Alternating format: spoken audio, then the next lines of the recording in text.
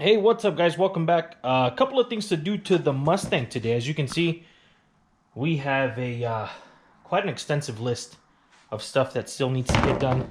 None of these, of course, are a rush. I could pull the car out, drive it to wherever I want to go right now if I wanted to. These are all just little projects that I'm trying to break up into weekends or days off and stuff like that. Basically, the biggest goal is not to have the car down for weeks at a time anymore. For any kind of maintenance or projects. We're trying to break everything down into small little projects that could be done in a day, over a weekend, maybe in a few days, a week tops. But for those of you who aren't familiar with the history of this car, I've had this car since 1997. And that sounds like a long time, which it is, but what a lot of you don't know is this car actually sat from late 2001 all the way up until the summer of 2020. So, of course, the quarantine, the pandemic, the whole working from home thing gave me some time and an opportunity to really work on this car and, just try to get it on the road again, which was basically the biggest goal, which we have done. And I've driven the car to work many times. I've driven it to a couple of car meets and car shows. But now it's getting down to all the little details. And although I'm not looking for perfection or show quality, I'm just looking for a car that looks like it's at least half done. So what we're going to be working on today. Number one, I went down to Home Depot, got myself a little piece of 22 gauge sheet metal.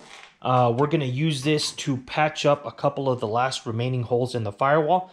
This car does not have a heater. So we've already patched up the blower motor hole. Now we have the two holes for the heater hoses where they go into the heater core inside the car. None of that's there anymore, so we got to finish patching that up. That should be a real easy project. The second thing we're going to do today is we are going to try to finish door panels in this car. And I did kind of start yesterday a little bit. So here's where we're at right now. I don't really want to spend $100 or even $50 on door panels. Plus, I'm kind of going for a vintage race car look to this car. So you can see I got the gauges there. I got the NASCAR style steering wheel and pad. I do have seats coming in. One of them should be here tomorrow so I can test fit it, make sure it's going to work before I order the second one. And everything else, we're just trying to keep it super simple in the car. So what we have here is basically a piece of 1/16 inch thick textured ABS plastic, and I was able to pick up this 4x8 sheet locally here for about $38, including tax. And you're going, well, Seth, dude, you don't want to spend $50. Yeah, but I'm going to use this for a lot of other things on this car. So I think I ran the numbers yesterday, and when it comes down to it, I'm going to be about $17 into each door panel, including the little handle. I don't want to give too much away yet because I think it's going to be very funny, so I'll let you see it when the time comes. But let's go ahead and get started.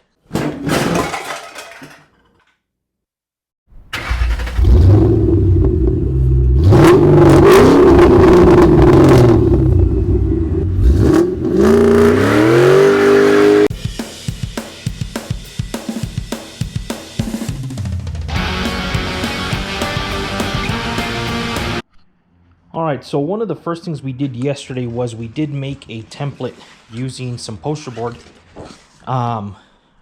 for the door. Kind of took my time and measured about 300 times and cut about 300 times. But this was basically the finished product for our door template. If you have a door template laying around, you can definitely use that. I unfortunately don't have that luxury, so I had to make my own. But using this template now, I basically just laid over the ABS plastic, trace it out with a crayon, and I use my Sawzall to make the cut.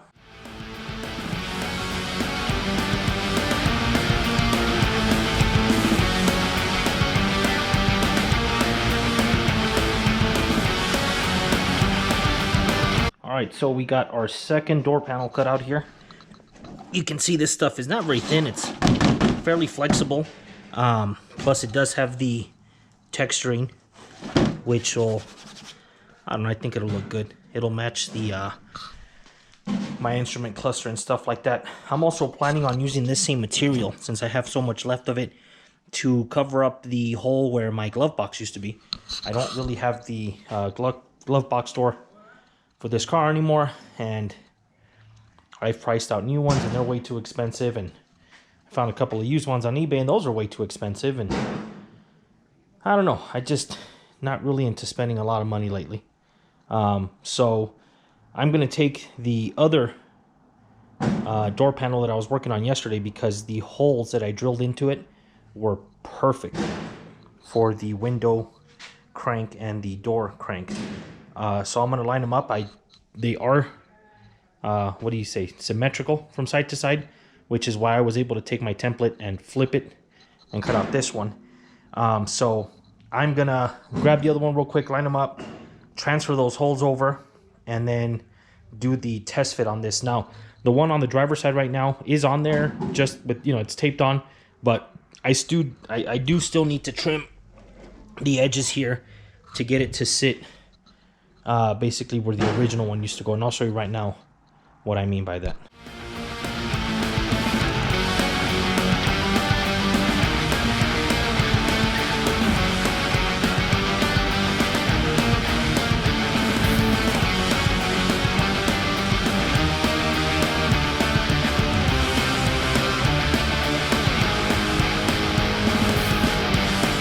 Okay, little progress. So I had to bust out with the angle grinder as well as the Dremel,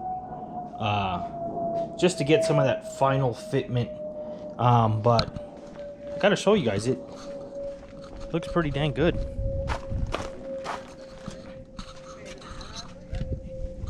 So here we go. Still need to fasten it down, but pretty happy with the way it looks. Definitely not a perfect fit, but the fact that it's not perfect matches the car perfectly, because as you can see, this car is far from perfect. It will never be perfect. So what I'm going to be using to hold that on there are these trim screws that I picked up at Lowe's. A little pricey. They're about, what is it, 78 cents a pair. I think I got enough here to do at least one, possibly both. But before I start drilling, I'm going to pull it off, see exactly where I can place these screws, because I don't want to drill into the panel and there be nothing behind it. So I'm going to find locations for all these screws and hopefully start fastening that one on. That was the passenger side you saw. Need to do some final fitment on the driver's side, and I think we should be done today. We'll see.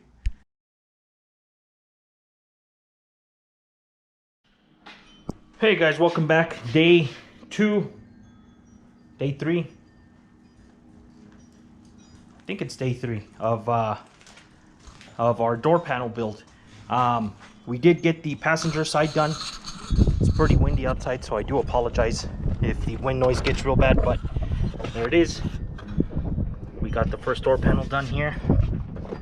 I did come up one screw short, which I've already gone ahead and picked up at the hardware store this morning, but ABS plastic door panel.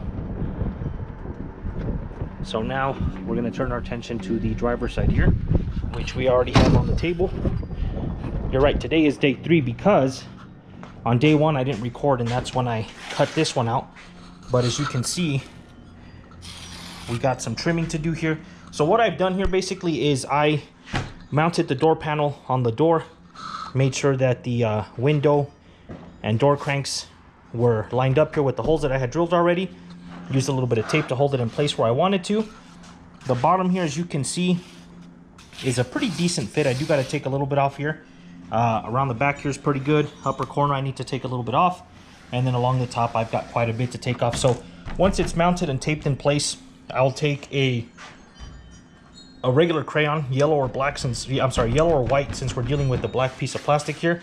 And I will just drag the tip of the crayon along the edge where I see it needs to be trimmed, so it'll stand out and I can see it. Then we just use the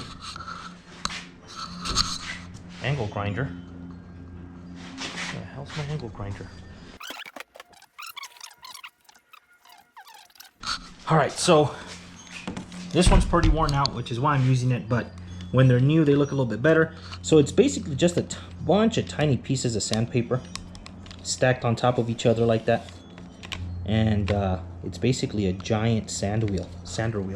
So I use that, take off a little bit at a time, and just, you know, the secret here is not to take off too much. So you take off a little bit, go try it on, remark it, take off a little more until you're happy with the fit. So I'm gonna plug this thing in, get started. Maybe we can actually finish this today. I was hoping to finish yesterday. Very ambitious.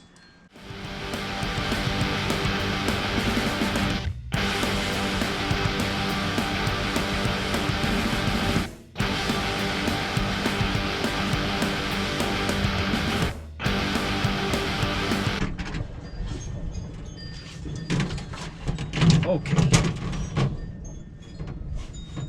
I think we might be good now. Don't want to talk too early, but maybe.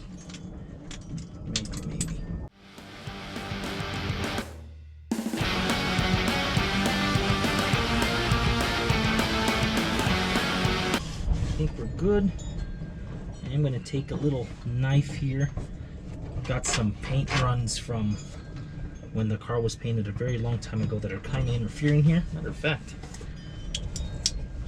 let's have a look here. In case you don't know, guys, nice paint jobs and chrome and quality work are not really my thing. I like cars that run and drive and get driven a lot, which is the goal for this car. That'll work. So our next step here is we are going to be adding our fasteners. And what I did on the other door that ended up working perfectly, we'll call it dumb luck. I started up here in the corner, and then I picked a number randomly, which ended up being the perfect number, 4.5 inches. So I took a measuring tape, went every 4.5 inches, ended up coming back to this corner perfectly. And then across the front here, it's about 12 inches. So since I have the corners, I just went 6 inches right in the middle. Ended up working fine. So let's do that now.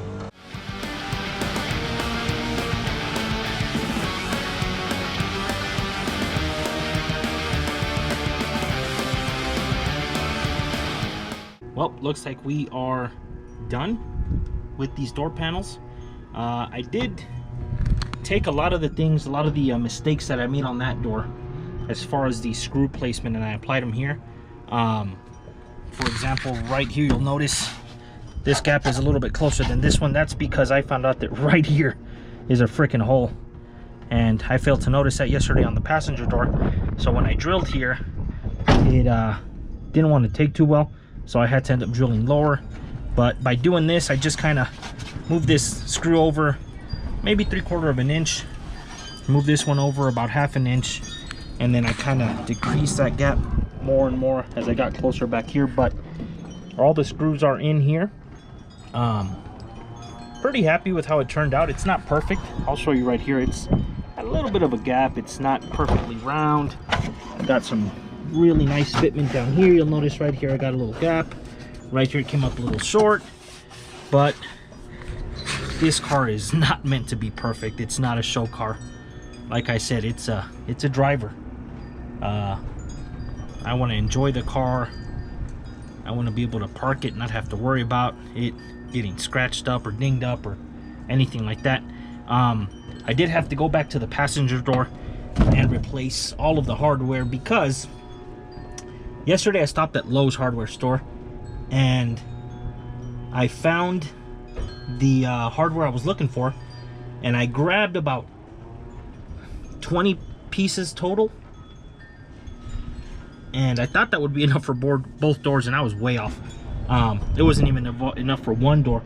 So on my way to go get COVID tested this morning, I stopped at Home Depot, see if they had those similar bolts, because I cleaned out Lowe's.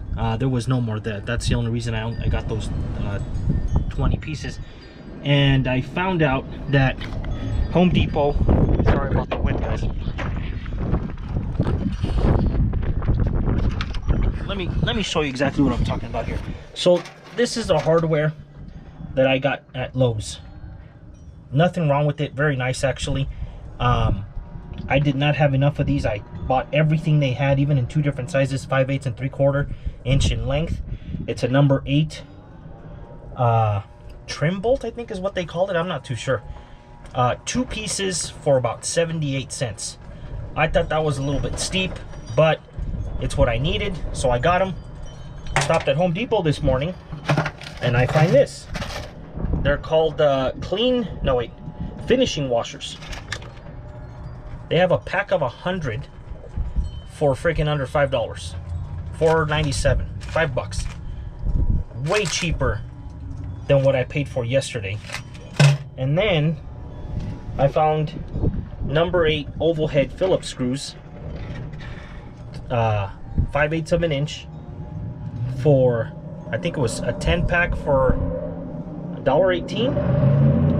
So that right there already was way cheaper than the hardware I got at Lowe's. However, it is a little bit different. I don't know if you can see the difference there. So although it works and there's nothing wrong with it, I have a personal pet peeve about non-matching hardware. It just bugs the crap out of me. So came back over here, replaced all this hardware so that it's the exact same finishing washers and screws as the driver's side. Here's the one I was telling you guys about. There's a hole right here, and I failed to notice that. You'll notice the spacing here is perfect, but I had to place this screw a little bit further down. That's something that's gonna really bug me. So I hate to say this, but I may come back and redo this panel. So I think one of the next things we'll do, I have a ton of this material left. I got a 4x8 sheet, I think I told you guys, for about 38 bucks locally. I used not even a third of it doing these 2 door panels. I got a ton left. So I think I'm gonna make a piece here for my glove box, and since it's plastic, I'll try to see if I can get it to take on the curve of this thing a little bit. I may do a cover here where the heater controls go. The car has no heater. Covered that up. Also got to cover up the holes where the heater hoses come through. I need to rewire this car. Me and my dad wired this car in one day. No joke. And a lot of things I really want to change. I'm not too happy with the appearance of it. We rushed it. I know for a fact that's not our best work, so we're gonna go ahead and redo that. I'm gonna make a center box here with switches for fuel pump, ignition starter, all that stuff. And then also, since I have so much of this material left, I think I'm gonna do the speaker panel back here. I don't know if I'm gonna put speakers or not, but this definitely needs to be covered up. And I think I told you guys I am gonna redo these seats, starting with that driver's seat. Hopefully it'll be here any second with the UPS driver. But that's where we're at right now. Door panels are done-ish enough, if that's a word. It is a word now. I think I'll go ahead and end this video here, and I'll see you guys later.